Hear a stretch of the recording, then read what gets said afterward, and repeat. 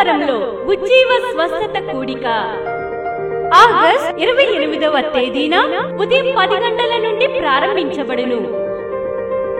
ముఖ్య ప్రసంగికులు sister Catherine గారు, దహించువగ్ని ministries, Rajamahendravaram. రోగములతో ఉన్నారా? చేతబడి శక్తుల చేత పీడింపబడుతున్నారా? అప్పుల సమస్యలతో ఉన్నారా? ఈ కూడికలో మీ ప్రతి సమస్యకు ప్రార్థన చేయబడును. స్థలం శ్రీ సాహితీ ఫంక్షన్ హాల్, మార్కెట్ యార్డ్ ఎదురుగా, సబ్ రిజిస్టర్ ఆఫీస్ పక్కన, భీమవరం.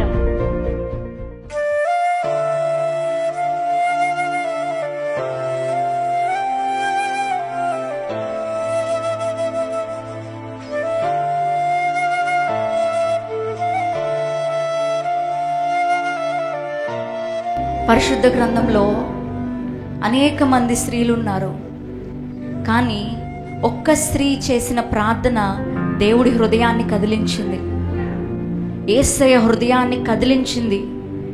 ఒక స్త్రీ యేసు ప్రభు దగ్గర మాట్లాడిన ఆ సంభాషణ, ఆ స్త్రీ ఏం చేసింది?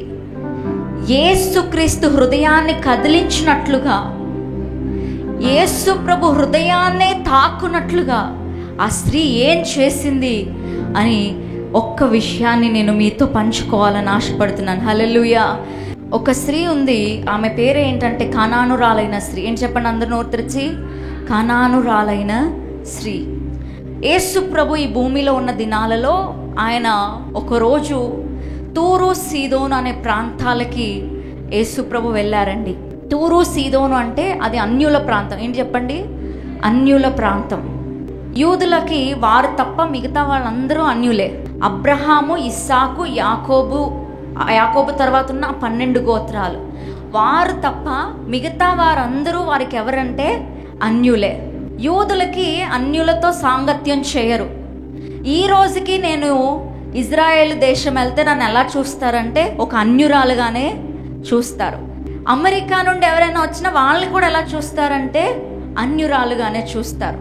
సో అబ్రహాము, ఇస్సాకు, యాకోబు తర్వాత ఉన్న 12 గోత్రాలు, వాళ్ళ వంశాలు, వీళ్ళే ఎవరు అనంటే దేవునికి చెందిన జనాంగము, దేవుని పిల్లలు. మిగతా వారందరూ ఎవరంటే వారి దృష్టిలో అన్యులు.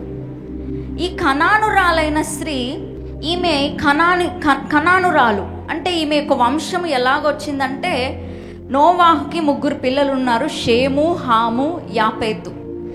ఈ హాము ఏం చేస్తాడంటే నోవాహు ఎడల ఒక తప్పిదాన్ని చేస్తాడు. ఈ హాము అనే వ్యక్తి, ఈ రెండో వాడు తప్పిదం చేస్తే నోవాహు ఏం చేస్తాడంటే ఈ హాముని శపిస్తాడు. ఈ హాముని శపిస్తాడు, హాముకి పుట్టిన కనానుని కూడా శపిస్తాడు. సో ఈ హాము యొక్క వంశీయులు ఎవరంటే శపింపబడిన వారు. అందరు చెప్పండి.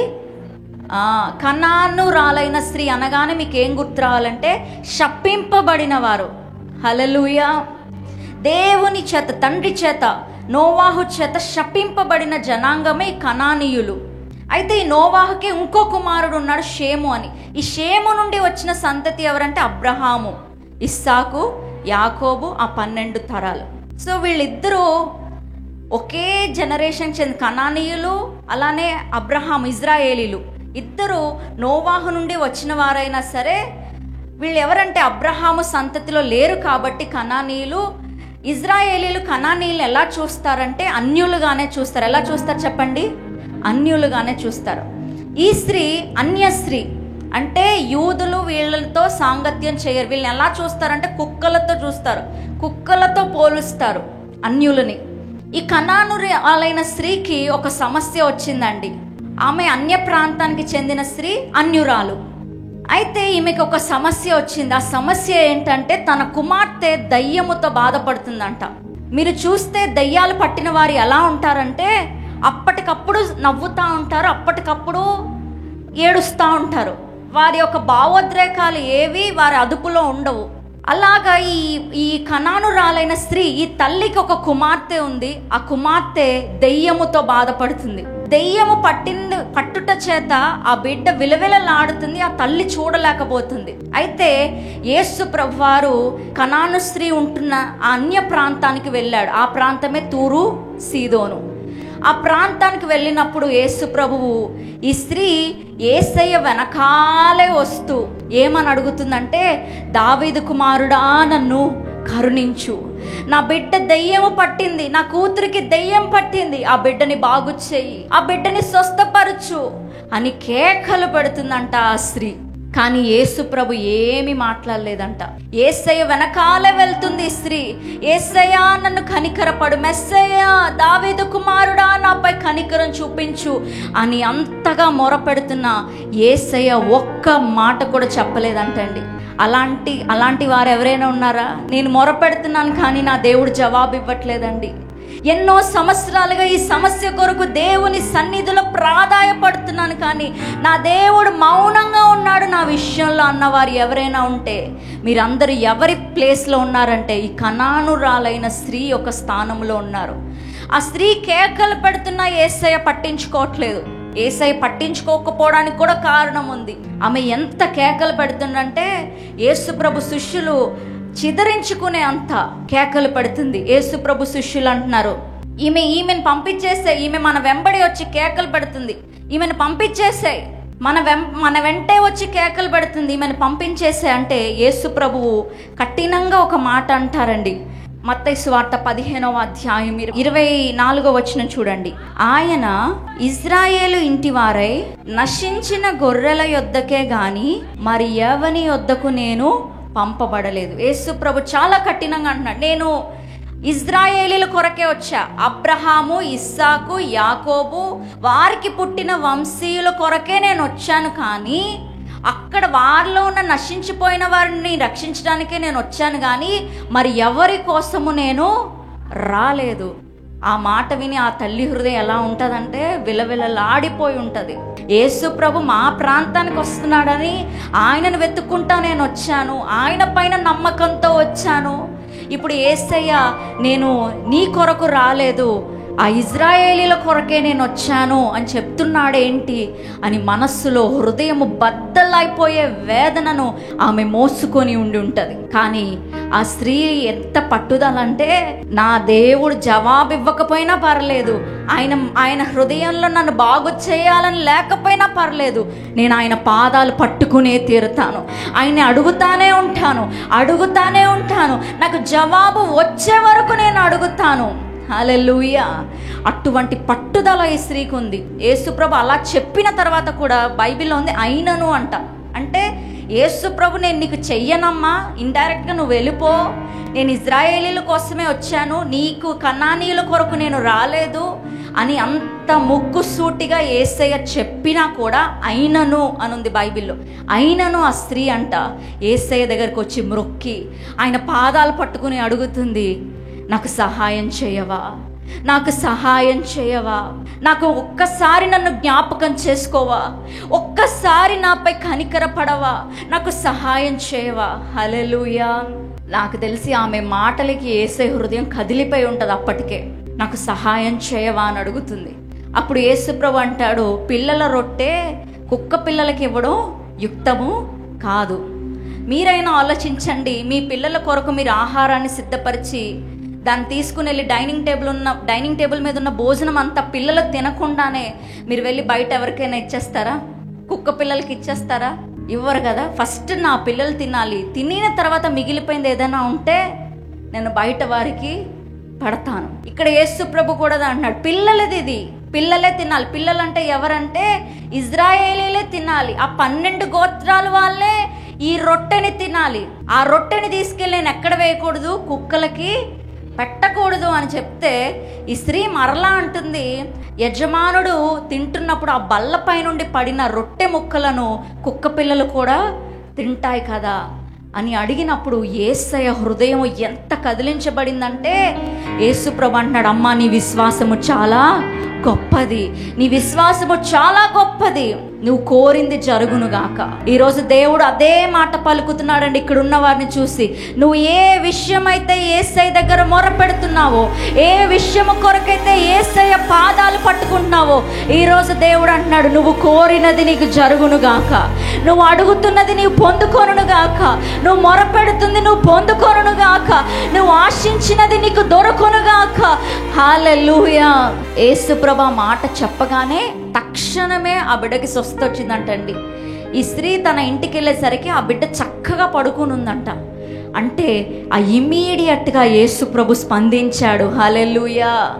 ఈరోజు నేను చెప్తున్నాను, తక్షణమే దేవుడు మీ ఎడల పని చేయబోతున్నాడు. తక్షణమే, వెంటనే మీరు అనుకోవద్దు రేపు జరుగుతుందేమో అద్భుతం, ఎల్లుండ జరుగుతుందేమో అద్భుతం, లేకపోతే వచ్చే నెలలో జరుగుతుందేమో, ఈ సంవత్సరం దాటిపోయాక జరుగుతుందేమో అని అనుకోద్దండి. దేవుడు తక్షణమే, వెంటనే, ఆ ఘడియలోనే, ఈ ఘడియలోనే మీకు అద్భుతం చేయబోతున్నాడు. నమ్ముతున్న వారు గట్టిగా చప్పట్లు కొట్టి దేవుని నామాన్ని మహింపరుద్దాం. హల్లెలూయా. అసలు ఏం చేసిందని యేసు ప్రభు ఈ బిడ్డ, ఈ యొక్క స్త్రీ యొక్క మొరను విన్నాడు. ఈమె ఏం చేసింది? ఈమెలో యేసయ్యని ఆకర్షించిన గుణం ఏంటి? ఎందుకు యేసు ప్రభు బాగు చేయకూడదు అనుకున్న వ్యక్తి ఎందుకు బాగు చేశాడు యేసు అని ఆలోచిస్తే మొట్టమొదటిది ఏంటంటే ఆమెకి యేసుని గురించిన ప్రత్యక్షత ఉందండి. హల్లెలూయా. యేసు ప్రభుని గురించిన ప్రత్యక్షత యూదులకే లేదు, ఎందుకంటే యూదులే అప్పటికి అంగీకరించట్లేదు. యూదులకి లేదు, కానీ ఒక అన్యురాలైన స్త్రీ యేసు ప్రభు గురించిన ప్రత్యక్షతను కలిగి ఉంది. హల్లెలూయా. యేసు ప్రభు కోసం ఎవరైతే ఎక్కువ తెలుసుకుంటున్నారో వారు అద్భుతాలు పొందుకుంటారండి. హల్లెలూయా.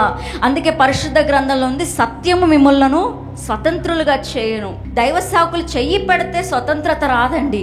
దేవుని వాక్యము మనల్ని స్వతంత్రులుగా చేస్తుంది. దేవుని నోట నుండి వచ్చే మాటలు, ఈ వాక్యాన్ని చదువుతూ ఉండగా, నెమరు వేస్తూ ఉండగా, యేసు గురించి తెలుసుకుంటూ ఉండగా అద్భుతం జరుగుతుంది. హల్లెలూయా. ఈ స్త్రీ అద్భుతం పొందడానికి ఏమి కారణం అని చెప్పాను? ఈమె శపింపబడిన తెగ, అన్యురాలు, అన్య ప్రాంతము. కానీ ఆమెకి ఎవరి గురించిన ప్రత్యక్షత ఉందంట? యేసయ్యని గురించిన ప్రత్యక్షత ఉంది. అందరు చెప్పండి, యేసుని గురించిన ప్రత్యక్షత ఈ స్త్రీకి ఉంది. హల్లెలూయా. ఏంటి ఆ ప్రత్యక్షత? ఆమె అంటుంది, ఆమె ఒకే ఒక్క ప్రత్యక్షత చెప్పింది అక్కడ. ఏమని చెప్పిందంటే, పిల్లల రొట్టె కింద పడిపోతే ఎవరు తినచ్చు? కుక్క పిల్లలు కూడా తినచ్చు. ఇది ఒక ప్రత్యక్షత. చెప్పండి, పిల్లల రొట్టె, పిల్లలే తినాలి రొట్టె, కానీ ఆ రొట్టె కింద పడిపోతే ఎవరైనా తినచ్చు, కుక్క పిల్లలైనా కూడా తినచ్చు. ఈమెకు వచ్చిన ప్రత్యక్షత ఏంటంటే, ఆమెకి తెలుసు ఆ రొట్టె ఎవరో కాదండి, యేసుక్రీస్తు. హల్లెలూయా. యోహాను సువార్త 6వ అధ్యాయం 35వ వచనం ఒకసారి చదువుదాం. అందుకు యేసు వారితో ఇట్లా, నేను జీవాహారము నేనే, నా యొద్దకు వచ్చువాడు ఏ మాత్రమును ఆకలి గొనడు. హల్లెలూయా. ఈ స్త్రీకి ఒక ప్రత్యక్షత వచ్చింది. ఏంటంటే, ఆ రొట్టె అంటున్నారు కదా, ఆ పిల్లలు తినాల్సిన రొట్టె, ఆ రొట్టె ఎవరు అని అంటే యేసుక్రీస్తు. ఇక్కడ జీవాహారం అని ఉంది, ఇంగ్లీష్లో ఉంటుంది ఐఎమ్ లివింగ్ బ్రెడ్ అని ఉంటుంది. అంటే బ్రెడ్ అంటే ఏంటంటే రొట్టె. ఇప్పుడు యేసు ప్రభు రొట్టె ముక్క గురించి మాట్లాడుతున్నాడు. ఆ రొట్టె ముక్క ఎవరో కాదు, యేసు క్రీస్తే. హల్లెలూయా. పాత నిబంధనలో ప్రత్యక్ష గుడారంలో 3 భాగాలు ఉన్నాయి. ఏంటంటే ఆవరణము, పరిశుద్ధ స్థలము, అతి పరిశుద్ధ స్థలము. ఆవరణములో గంగాళము, బలిపీఠం ఉంటుంది. అలాగే పరిశుద్ధ స్థలములో 3 వస్తువులు ఉంటాయి. ఏమేమి ఉంటాయంటే ధూపవేదిక, దీపవృక్షము, సమూహపు రొట్టెల బల్ల. అతి పరిశుద్ధ స్థలంలో మందస్సం ఉంటుంది. అయితే సమూహపు రొట్టెల బల్ల అని ఏదైతే ఉందో, ఆ బల్ల పైన 12 రొట్టెలు ఉంటాయంటే, ఎన్ని ఉంటాయి చెప్పండి? 12 రొట్టెలు ఉంటాయి. ఒకవైపు 6 రొట్టెలు, ఇంకొక వైపు 6 రొట్టెలు ఉంటాయి. ఈ 6 రొట్టెలు దేనికి సాదృశ్యం అంటే 12 గోత్రాలకి సాదృశ్యం. రొట్టె అంటే ఏమన్నాను? యేసుక్రీస్తు అన్నాడు. యేసుక్రీస్తు ఎవరికి చెందినవాడంటే ఈ 12 గోత్రాలకే చెందినవాడు. 12 గోత్రాలు తప్ప మిగతా వారికి ఆయన చెందడు అనేది దాని అర్థం. 12 గోత్రాలు, 12 రొట్టెలు ఉంటాయి. 12 రొట్టెలు ఆ బల్ల పైన పెట్టబడి ఉంటాయి. దాని అర్థం ఏంటంటే యేసు ప్రభు ఈ 12 గోత్రాల వారికి మాత్రమే. హల్లెలూయా. అయితే ఈ రొట్టెలని యాజకులు తింటారు. వాళ్ళు తినగానే సబాత్ రోజున యాజకులు తింటారు. యాజకులు తినగానే మరలా ఏం చేస్తారంటే ఫ్రెష్గా తెచ్చి అక్కడ రొట్టెల్ని పెడతారు. అంటే ఆ రొట్టె కుళ్ళిపోదు. పొంగని రొట్టె, పులియని రొట్టె, ఫ్రెష్ రొట్టె తీసుకుని వచ్చి ఏం చేస్తారంటే ఆ బల్ల పైన పెడతారు. యేసు ప్రభు ఆయన ఎవరికి చెందినవాడంటే 12 గోత్రాలు, అబ్రహాము, ఇస్సాకు, యాకోబు, ఆ 12 గోత్రాలకు మాత్రమే చెందినవాడు. కానీ మరి మనకెలా రక్షణ వచ్చింది, మనకెలా విడుదల వచ్చిందంటే, ఒకవేళ పిల్లలు ఆ రొట్టెని తినేశారనుకోండి, ఇంకా కింద పడే ఛాన్స్ ఉంటుందా? ఉండదు. డైనింగ్ టేబుల్ మీద రొట్టెలు ఉన్నాయి, రొట్టెలు పిల్లలే తినేశారు. పిల్లలు తింటే రొట్టె కింద పడే అవకాశం ఉంటుందా? అవకాశమే ఉండదు. పిల్లలు తినలేదు కాబట్టి ఆ రొట్టె బల్లపైనే ఉంచబడింది. ఒకరోజు ఆ రొట్టె కింద పడింది. హల్లెలూయా. పిల్లలు అంటే యూదులు యేసు ప్రభుని స్వీకరించలేదంట. చూడండి, యోహాను సువార్త 1వ అధ్యాయం 11వ వచనం. ఆయన తన స్వకీయుల యొద్దకు వచ్చెను గాని ఆయన స్వకీయులు ఆయనను అంగీకరింపలేదు. ఈ రొట్టెని ఎవరు తినాలంటే పిల్లలే తినాలి. 12 గోత్రాల వారే తినాలి. కానీ ఈ 12 గోత్రాల వాళ్ళు ఆ రొట్టెని వద్దు అని తిరస్కరించారు. కాబట్టి ఆ రొట్టె ఎక్కడుందంటే ఇంకా బల్లపైనే ఉంది. ఎక్కడుంది చెప్పండి? బల్లపైనే ఉంది. కానీ ఒక రోజు ఏమైందో తెలుసా అండి? యోహాను సువార్త 6వ అధ్యాయం 32వ వచనం చదువుదాం. పరలోకం నుండి వచ్చే ఆహారము మోషే మీకు ఇయ్యలేదు, నా తండ్రియే పరలోకం నుండి వచ్చి నిజమైన ఆహారము మీకు అనుగ్రహించుచున్నాడు. పరలోకం నుండి దిగివచ్చు లోకమునకు జీవమునిచ్చినది దేవుడు అనుగ్రహించు ఆహారమై ఉన్నదని మీతో చెప్పుచున్నాను. హల్లెలూయా. పిల్లలు ఈ రొట్టెని తినట్లేదు, వద్దు అంటున్నారు. ఆ బల్లపైన రొట్టె అలానే ఉంచబడింది. కానీ ఒక రోజు ఏమైందో తెలుసా అండి? పరలోకము నుండి రొట్టె అనే యేసు ఈ భూమిలోనికి వచ్చాడు. పైనుండి రొట్టె కింద పడింది. కింద పడినప్పుడు ఏమవుతుందండి? రొట్టె ఏమవుతుంది? అలానే రొట్టెలాగానే ఉంటుందా? ముక్కలు ముక్కలుగా చేయబడుతుంది. బల్ల పైన ఉన్నంత వరకు రొట్టెలానే ఉంటుంది. కానీ ఆ పైన ఉన్న రొట్టె, పరలోకములో ఉన్న రొట్టె, యేసు అనే రొట్టె ఈ నేల మీదకి వచ్చినప్పుడు, ఈ భూమిలోనికి వచ్చినప్పుడు ఆ రొట్టె ముక్కలు ముక్కలుగా చేయబడింది. హల్లెలూయా. ముక్కలు ముక్కలుగా విరవబడింది యేసు అనే రొట్టె. ఇప్పుడు ఆ రొట్టెని ఎవరు కూడా తినచ్చు అంటే కుక్క పిల్లలమైన మనము కూడా తినచ్చు, అన్యులమైన మనము కూడా తినచ్చు. అప్పటి వరకు 12 గోత్రాలకే చెందిన యేసు ఆయన పైనుండి కింద పడ్డాడు, కింద భూమిలోనికి వచ్చాడు. ఆయన శరీరము ముక్కలు ముక్కలుగా విరవబడింది. ఇప్పుడు ఆ రొట్టె వలన మనమందరము రక్షణ పొందుకున్నాము, మనమందరం మారు మనసు పొందుకున్నాము, మనమందరం పరలోకాన్ని పొందుకున్నాం. హల్లెలూయా. ఆయన యేసు, ఆయన గనక పైనే ఉండిపోతే, ఆ బల్ల పైనే ఉండిపోతే ఆ 12 గోత్రాలకి అది చెందేదేమో.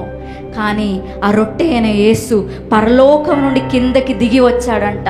కిందకి దిగి వచ్చినప్పుడు ఆయన శరీరం ముక్కలు ముక్కలుగా విరవబడిందండి. అందుకే యేసు ప్రభు ఒక రొట్టెని తీసుకుని దాన్ని ముక్కలుగా విరిచి ఏమంటాడంటే, ఇది నా శరీరము. యేసుక్రీస్తు అనే రొట్టె ముక్కలుగా విరవబడి ఈ భూమిలో కింద పడకపోయి ఉంటే ఈరోజు కుక్క పిల్లలము, అన్యులుగా చెప్పబడుతున్న మనకి ఈ రక్షణ, ఈ ఆశీర్వాదము, ఈ స్వస్థత ఏ మాత్రము ఉండేది కాదు. హల్లెలూయా. యేసుక్రీస్తు ఎంతటి ప్రేమామూర్తి అండి. ఆయన అన్యులైన మన కొరకు ఆ రోజు ఈ స్త్రీకి ఇంతటి ప్రత్యక్షత ఎలా వచ్చిందో తెలీదు. ఆమె అంటుంది, ఒకరోజు రొట్టె కింద పడుతుంది, కింద పడినప్పుడు ముక్కలుగా విరగొట్టబడుతుంది. అలా విరగొట్టబడినప్పుడు ఆ ముక్కల్ని కుక్క పిల్లలు కూడా తినచ్చు అనే సత్యాన్ని స్త్రీ గ్రహించింది. హల్లెలూయా. ఈరోజు ఇక్కడున్న వారు మీ ప్రార్థనలకి జవాబు పొందాలంటే యేసుని గురించిన ప్రత్యక్షత మీకు రావాలి. ఈ యేసు వల్లే నాకు రక్షణ, ఈ యేసు వల్లే నాకు స్వస్థత, ఈ యేసు వల్లే నా శాపానికి విడుదల, ఈ యేసు వల్లే నాకు విమోచన, ఈ యేసు వల్లే నాకు నిత్యత్వము. యేసుని గురించి ఎవరైతే నమ్ముతూ విశ్వసిస్తున్నారో వారందరూ ఆయన రొట్టెలో పాలి భాగస్తులు. ఆయన రొట్టెని భుజించవచ్చు, ఆ రొట్టెని తినవచ్చు. యేసు అనే జీవ ఆహారాన్ని సంవత్సరాల కొలది నువ్వు భుజించచ్చు. హల్లెలూయా. ఈరోజు కేవలం యూదులకు మాత్రమే చెందిన దేవుడు కాదండి. యేసు ప్రభు ఈ లోకమంతటి కొరకు తన ప్రాణాన్ని పెట్టాడు. హల్లెలూయా. యూదుల రక్షణ కొరకే అయితే యేసు ప్రభు మరణించాల్సిన అవసరం లేదు, ఎప్పటికైనా వాళ్ళు తెలుసుకుంటారు. కానీ యేసు ప్రభు అన్యులైన మనలను రక్షించాలనుకున్నాడు కాబట్టి ఆయన పైనుండి కింద పడి ఆయన ముక్కలుగా విరువబడి మనందరికీ రక్షణనిచ్చాడు. హల్లెలూయా. రక్షణతో పాటు స్వస్థతనిచ్చాడు, రక్షణతో పాటు విడుదలనిచ్చాడు, రక్షణతో పాటు నిత్యత్వాన్ని ఇచ్చాడు, రక్షణతో పాటు స్వాతంత్రమునిచ్చాడు. హల్లెలూయా. సాతాను బంధకాల్లో ఉండాల్సిన అవసరం లేదండి. ఈరోజు మీరు అంటున్నారేమో, నాకు చేతబడి శక్తులు నా పైన ప్రయోగింపబడ్డాయండి, నా శత్రువులు నాకు విరోధంగా పోరాడుతున్నారు. దేని గురించి మీరు భయపడక్కర్లేదు. యేసు ప్రభు ద్వారా మనము సాతానుని జయించే వారమై ఉన్నాము. హల్లెలూయా. సో ఆమెకు వచ్చిన మొదటి ప్రత్యక్షత ఏంటంటే, యేసు ప్రభు కదిలించి, ఎందుకు ఆయన హృదయం కదిలిందంటే యేసుని గురించిన ప్రత్యక్షత ఆమె కలిగి ఉంది. హల్లెలూయా. మీరు రోజు వాక్యాన్ని చదవడానికి అలవాటు చేసుకోండి. యేసుని గురించి ప్రత్యక్షత ఎలా వస్తుందంటే వాక్యము ద్వారా వస్తుంది. ఇక్కడ ఉన్న ప్రియ బిడ్డలారా, దేవుని గురించిన ప్రత్యక్షత మీకు కలగాలి. హల్లెలూయా. అదే మన విడుదలకు కారణమవుతుంది. రెండవదిగా ఈ స్త్రీ ఏం చేసిందంటే, ఈమె ఎడతెగని ప్రార్థన చేసింది. అందరు చెప్పండి, ఎడతెగని ప్రార్థన. కేకలు పెడుతూనే ఉంది. యేసు ప్రభువు పలకకపోయినా, ఆయన జవాబు ఇవ్వకపోయినా, ఆయన ఏ మాట చెప్పకపోయినా ఆపకుండా ప్రార్థిస్తూనే ఉంది. హల్లెలూయా. ఎవరికి దేవుడు అద్భుతం చేస్తాడంటే, అద్భుతం చేసే అవకాశమే లేకపోయినా, నీ పైన పాపము, శాపము, పితరుల నుండి వచ్చే అన్నీ నీ పైన కనిపించిన ఎవరికి దేవుడు మేలు చేస్తాడంటే, ఎడతెగక దివారాత్రులు ఆయనకు మొరపెట్టే వారికి దేవుడు న్యాయకర్త అయి ఉన్నాడండి. దివారాత్రులు మీరు దేవుని పాదాలు పట్టుకుని, ప్రభువా నాకు అద్భుతం చేసేదాకా నేను నీ పాదాలు వదలనయ్యా, నీ సన్నిధిని వదలనయ్యా అని ఎవరైతే పోరాడతారో వారు విడుదలని పొందుకుంటారు ఈరోజు. హల్లెలూయా. ఈ స్త్రీ యేసు హృదయమంతా వేదనండి, హృదయమంతా బాధ. ఒకవైపు ఇంటిలో కుమార్తె దెయ్యాలు పట్టి ఉంది. ఏ తల్లికి సంతోషంగా ఉంటుంది? ఆ వేదనతో యేసయ్య వెంట పడుతూనే ఉంది, కన్నీళ్లు కారుస్తూనే ఉంది. ఈరోజు నేను చెప్తున్నాను, మనం కార్చే కన్నీళ్లు వృధాగా పోదండి. దేవుని సన్నిధిలో మనం ఏడ్చే ఏడుపు, కార్చే కన్నీరు అది ఏనాడు వృధాగా పోదు. హల్లెలూయా. ఈమె కన్నీరుని దేవుడు చూశాడు. ఈరోజు నేను చెప్తున్నాను, ప్రియ తల్లి, మీరు కన్నీరు కారుస్తున్నారేమో, మీ బిడ్డల విషయమై ఏడుస్తున్నారేమో, మీ ఇంటిలో ఆర్థిక పరిస్థితుల నిమిత్తమై కన్నీరు కారుస్తున్నారేమో, ఈరోజు నీ కన్నీళ్లను దేవుడు చూశాడు. ఆ స్త్రీ పెట్టే కేకలను దేవుడు చూశాడు. హల్లెలూయా. ఇంకొక గుడ్డి భిక్షకుడు ఉన్నాడు, అతడు కూడా ఇలానే కేకలు పెట్టాడు. ఎవ్వరు విన్నా వినిపించకున్నా యేసు ప్రభుకు వినిపించేదాకా, యేసు ప్రభువు ఆగేదాకా కేకలు పెట్టాడు. చాలామంది ఎలా ఉంటారంటే, నాకు జవాబు రావట్లేదు కదా, ఇంక నేను ప్రార్థన చేయను ఈ విషయం గురించి, ఎప్పుడు జరిగితే అప్పుడు జరగనివ్వండి.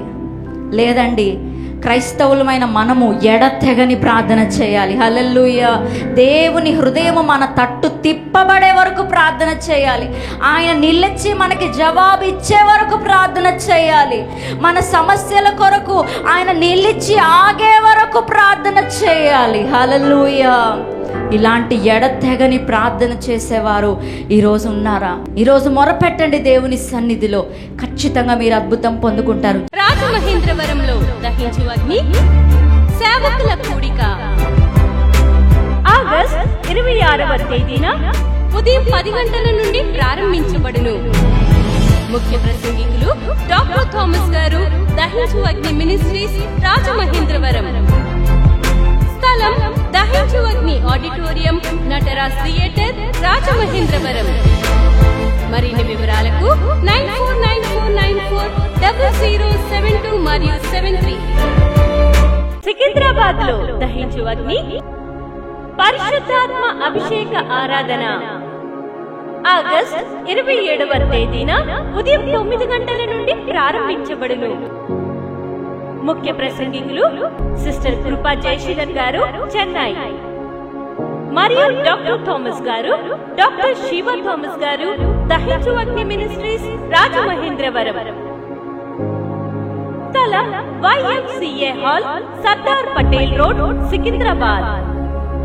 మరిన్ని వివరాలకు 9494940072 మరియు 73.